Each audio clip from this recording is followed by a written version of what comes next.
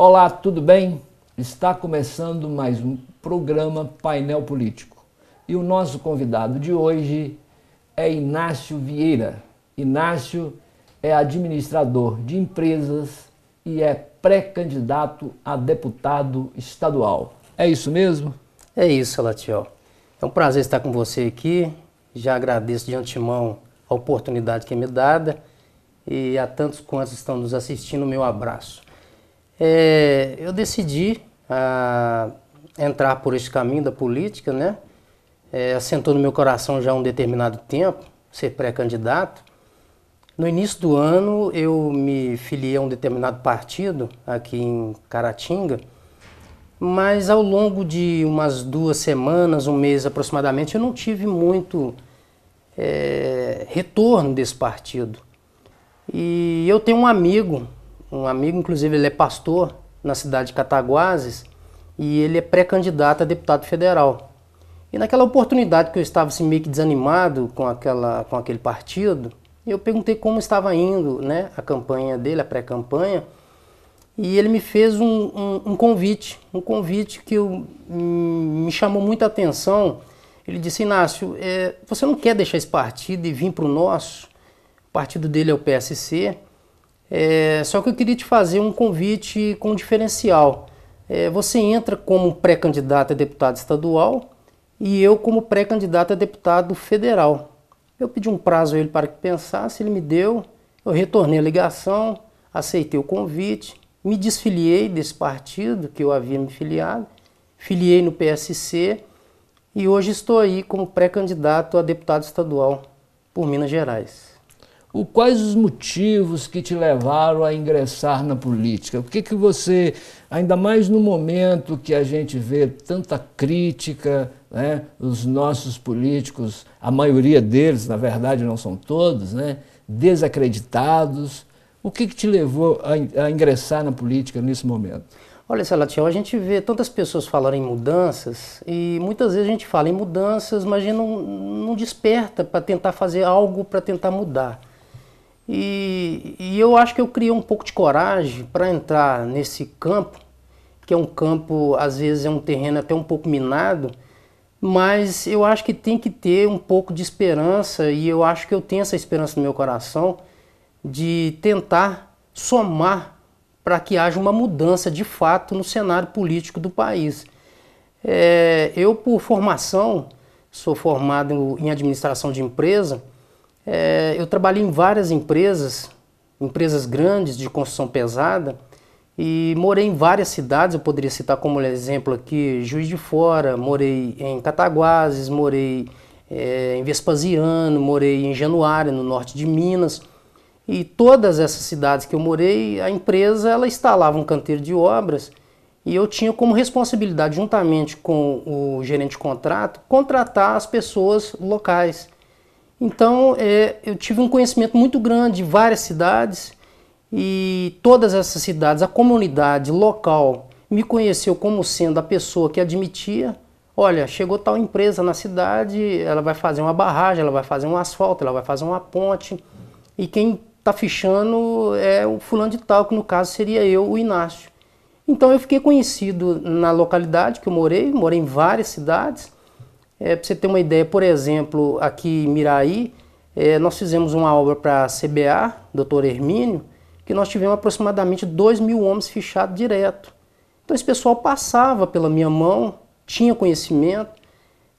Nós tocamos uma obra em Brumado, na Bahia, talvez até saia um pouco do contexto de Minas. Mas como era uma ferrovia e foi o último lote, nós tivemos que levar pessoas de Minas para lá. E lá nós tivemos aproximadamente uns 1.200 homens fichados e todos também tiveram que passar pela minha mão.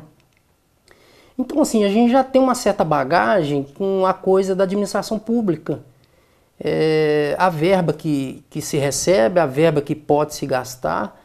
Então a administração pública ela encaixa muito bem, tanto na privada como na pública. Se fala de dinheiro, se fala de administração. O que você acha? Hoje, né, nós temos alguns deputados que vêm aqui em Caratinga, por exemplo, busca voto aqui e depois nunca mais aparece.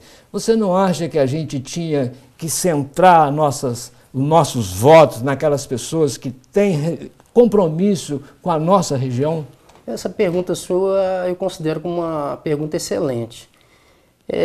A nossa comunidade como um todo conhece as pessoas, né, conhece os seus familiares, conhece a vida dessa pessoa, e muitas vezes pessoas vêm de fora, vendem discursos que muitas vezes comovem as pessoas, e depois, com o passar do tempo, aquilo cai no esquecimento e não vem retorno nenhum, ninguém consegue nada.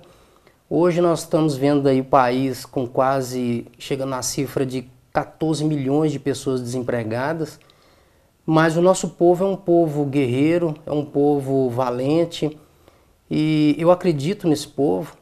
Eu acredito que esse povo ele tem condições de fazer uma mudança, mas é exatamente dentro disso que você está falando, dentro disso que você está colocando na sua pergunta. Trabalhar com as pessoas que conhecem, porque você tem condições de saber o passado dessa pessoa, saber o histórico dessa pessoa, e dentro daquilo que eu havia falado anteriormente, na questão da mudança, eu acho que chegou o momento da sociedade em geral passar o Brasil, passar o cenário político a limpo. E só se passa o cenário político a limpo utilizando pessoas que se conhecem, pessoas que talvez possam ter um voto de confiança, porque dentro do cenário que nós estamos encontrando hoje, se fala muito em mudança e essa mudança ela não vem acontecendo. Então eu acredito que a mudança ela tem que começar dentro de casa, utilizando as pessoas que são conhecidas do local, utilizando pessoas que a sociedade acredita e conhece o passado. Então, você como acadêmico de direito que né, você já tem um conhecimento do sistema eleitoral, e a gente sempre questionou isso, né, de não ter um processo eleitoral em que haja, por exemplo, a escolha do voto distrital, as pessoas votarem naqueles candidatos que são daquela região, que vão ter compromisso com aquela região, para que não haja isso que você acabou de falar, do cara vir aqui, dar um dinheirinho e acabar levando uns votinhos e ficar como está. É isso que você... Exatamente. Se nós formos falar hoje, nós estamos falando um cenário estadual, não é isso? Isso. Mas se nós formos falar da região local, de Caratinga, por exemplo, Caratinga hoje seria...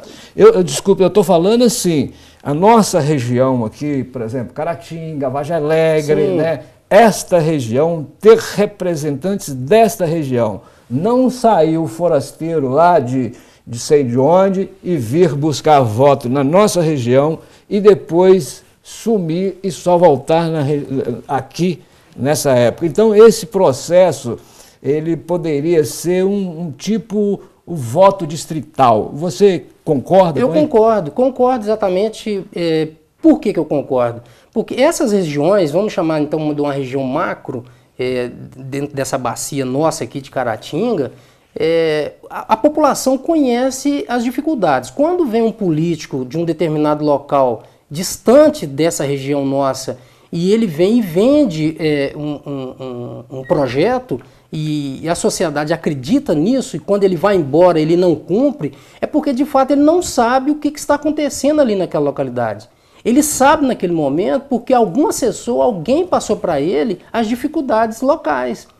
Então, quando se tem esse voto distrital, que se utiliza o candidato da localidade, ele convive com os problemas, ele vê as dificuldades, ele sabe o que tem que ser feito. Às vezes a sociedade almeja uma indústria, almeja uma condição de emprego melhor, almeja uma rodovia, almeja uma fábrica.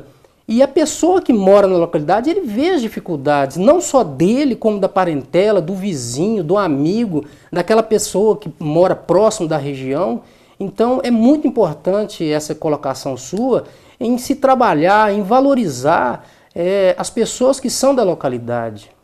Você acredita, Inácio, que o problema da saúde, o problema do meio ambiente, o problema do desemprego só será resolvido via política ou existe outra forma de resolver isso, a não ser através da política? No meu entendimento, eu acredito que a política é o que mais pesa nessa questão da mudança, porque a política é o carro-chefe. Se nós olharmos para o legislativo, é ele que cria leis, é ele que vai deliberar situações para que a comunidade possa conviver e viver bem. Mas a sociedade, ela tem que se regimentar, a sociedade, ela tem que se movimentar, a sociedade, ela tem que falar o que ela quer, ela tem que se expor, ela tem que colocar o que ela deseja e através das pessoas representadas, que estão sendo representadas por ela, essas pessoas têm que fazer exatamente o que a sociedade quer. Então essa mudança, eu acredito sim que a política ela pode fazer, o maior peso de carga está na política para fazer essa mudança, mas a comunidade ela tem que se mover. A gente vê falar tanto em mudança, mas parece que nós estamos numa zona de conforto. Nós precisamos sair da zona de conforto e tentar fazer algo levantando a voz e legitimando alguém para que possa tomar alguma atitude. Você então é defensor da administração participativa, do mandato político, né? O mandato do deputado, do senador, seja um mandato participativo, ou seja, as pessoas que o elegeram têm que estar em contato, cobrando essa participação que você defende? Eu acredito que sim. Eu acredito que sim, por quê? Porque a sociedade é ela que anseia.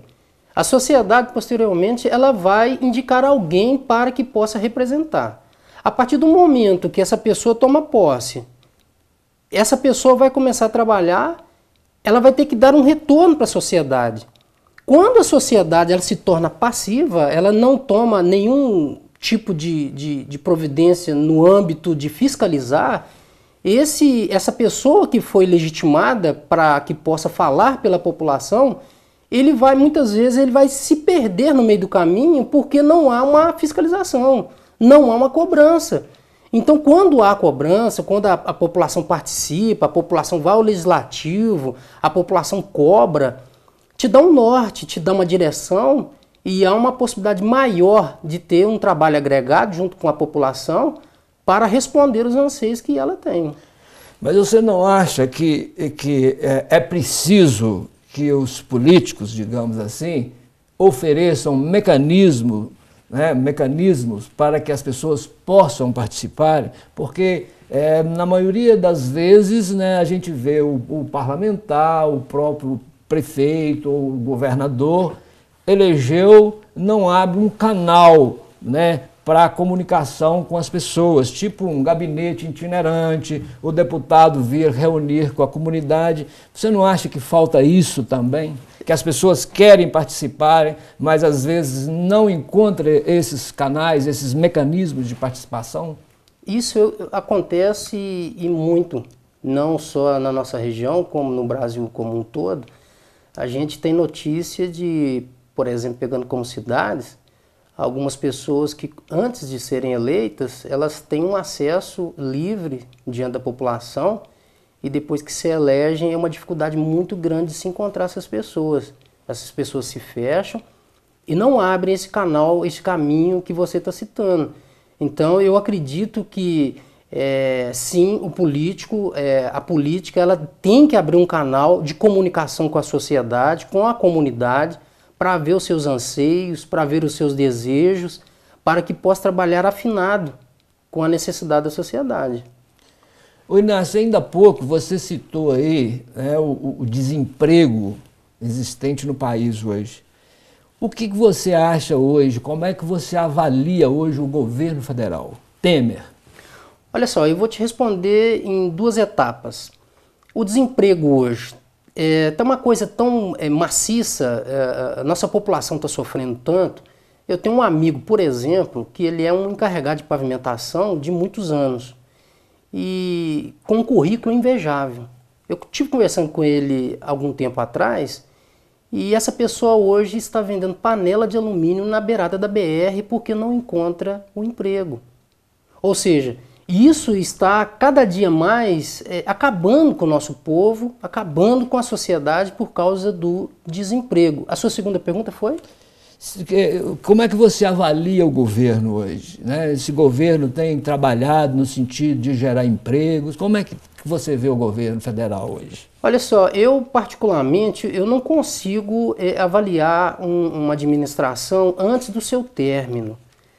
Se nós formos pegar o governo que está aí hoje, dentro desses últimos 4 anos, eu acho que eu conseguiria avaliar esse governo no término dele. Nós estamos passando por várias turbulências, vários escândalos. Mas nós estamos no final do governo. Eu acho que o que aconteceu até agora, se foi bom, vai continuar bom, se for ruim, vai continuar ruim.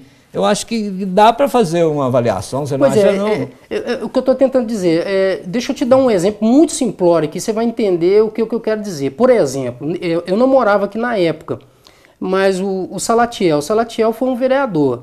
E o Salatiel, o que me chega do seu legado é que foi um excelente administrador público. Obrigado. Por exemplo, o senhor Dário Grossi, eu não morava aqui na época, mas o legado que me chega do doutor Dário é que foi um excelente administrador.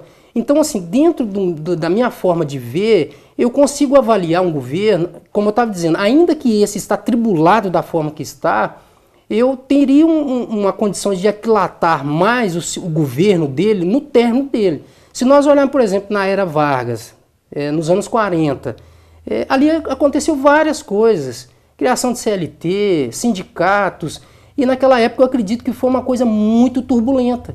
Mas o legado veio, os anais da história estão contando, e eu acredito que esse governo, a história dele ainda vai ser ventilada com mais propriedade.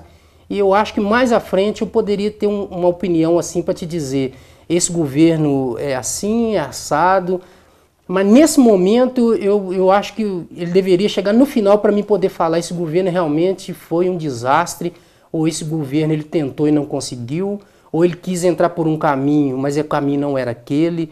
Então eu prefiro aguardar o término para mim poder falar o legado desse governo. Eu tenho aqui em minhas mãos um livro que chama Como Ganhar uma Eleição. Esse livro foi escrito por Quintus Túlius, irmão de Cícero. E ele escreveu uma carta falando com ele como é que ele tinha que proceder na disputa do maior cargo naquela época em Roma, né? Que era o cargo de cônsul.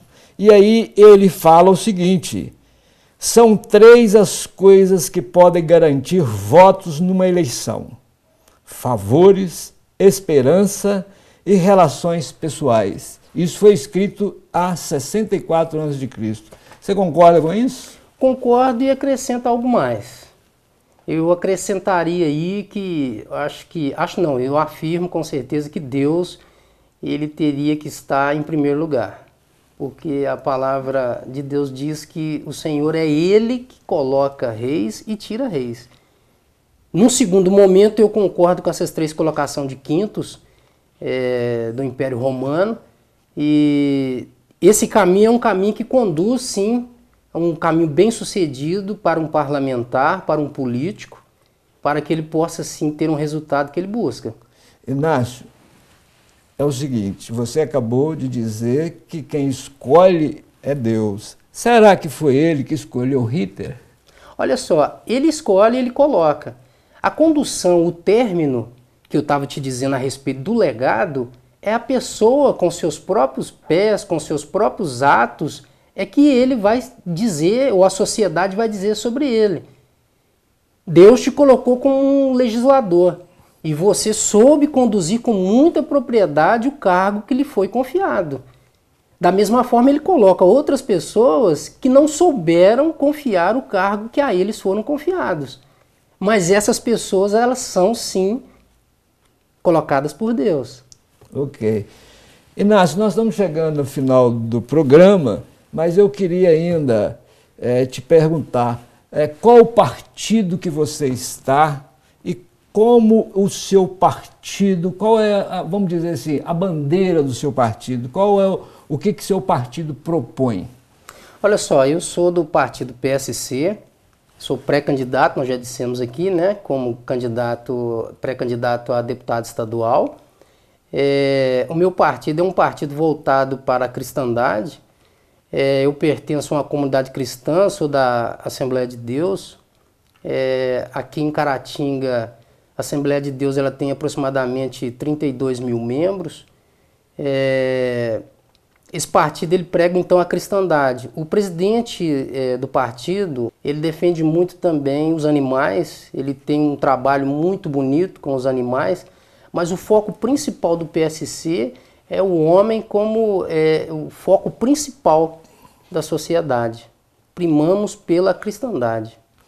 Olha, recentemente o presidente dos Estados Unidos fez uma separação dos pais das crianças, colocando as crianças lá numas gaiolas, né? Foi. Como é que o seu partido, se ele fosse... se é uma situação dessa, graças a Deus não vai acontecer aqui no Brasil, mas se acontecesse, como é que o seu partido, que posição o seu partido tomaria numa situação dessa? O nosso partido, na verdade, não é um partido de divisão. É um partido de coalizão, é um partido de ajuntamento, é um partido de irmandade. A atitude que o Donald tomou, eu acho que foi uma atitude não visualizando a divisão, mas ele estava tentando naquele momento ali forçar o Congresso a votar leis para soltar aquilo que ele tem, que foi uma campanha dele de fazer um muro de divisão entre os Estados Unidos e o México. Ele tentou forçar.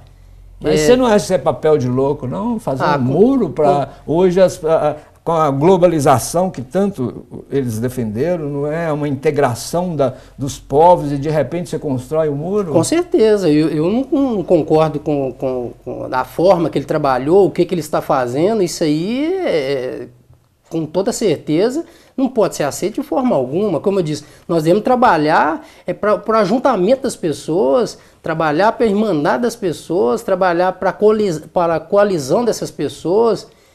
Aquilo no início que nós estávamos conversando aqui, abrir um canal de conversa com a sociedade, debater com a sociedade debater com o governo, debater com o legislativo. O caminho é esse, o caminho é diálogo, o caminho é o estudo, é o conhecimento, é o avanço, e não criar barreiras, divisões, entendeu? Inácio, agradeço muito a sua participação no programa, muito obrigado, foi muito interessante a sua posição aqui. E a você, telespectador, o nosso abraço e até o próximo programa Painel Político.